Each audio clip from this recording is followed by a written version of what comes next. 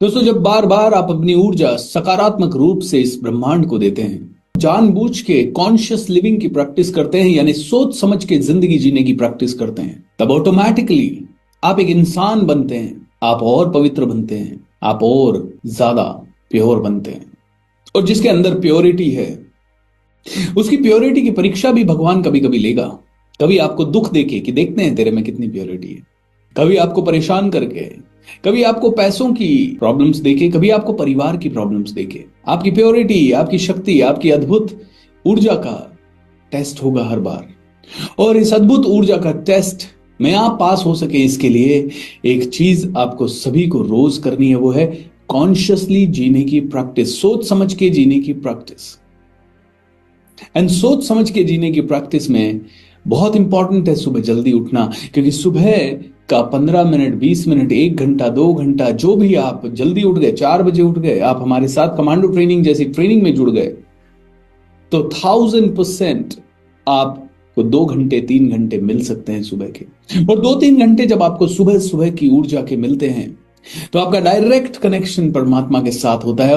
और सुबह सुबह जो भी आप कार्य करें, उसे बड़ी सोच समझ के करें, बड़ी संजीदगी से करें, बड़ी सहजता से करें, कोई जल्दबाजी में ना करें। कोई किताब उठाएं और अगर उस किताब को पढ़ रहे हैं तो उसे प्रणाम करें, उसको हाथ जोड़ें, उसको लिखने वाले को हाथ जोड़ें और शांति से उस बुक को पढ़ें।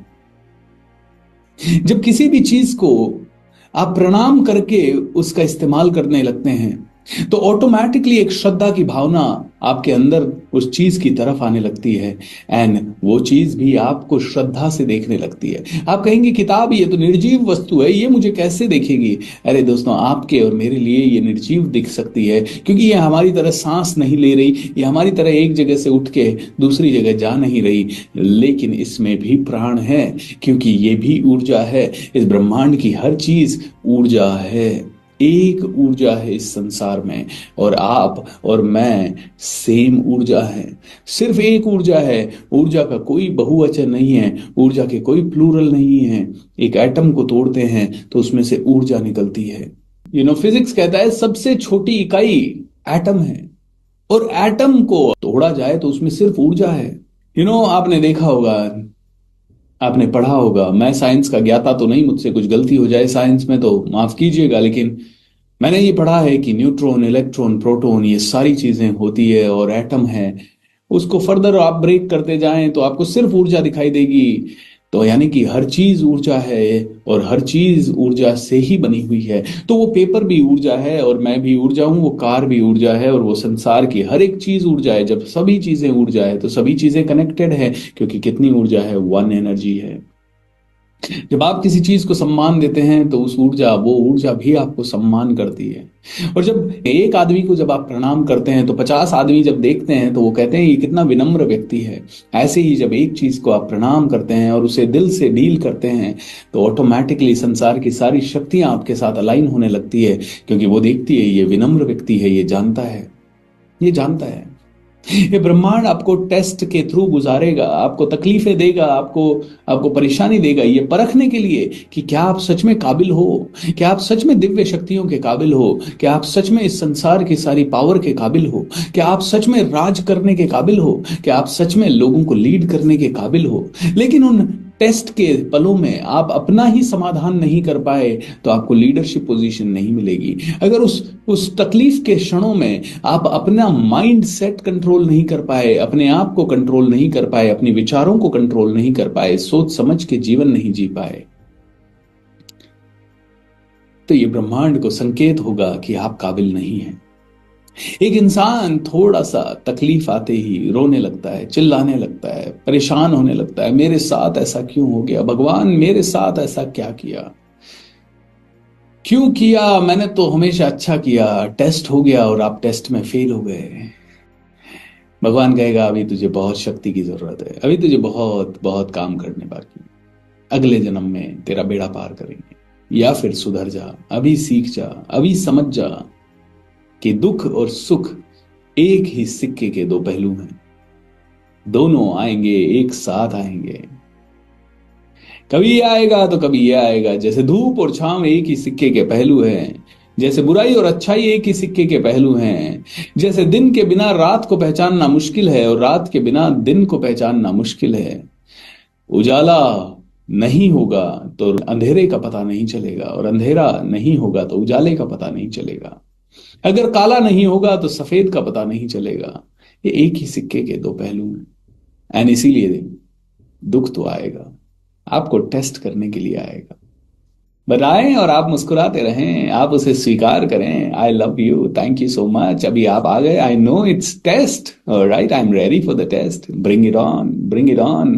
ब्रह्मांड को बोलिए और भेज दो, और भेज दो, I am okay, I can handle.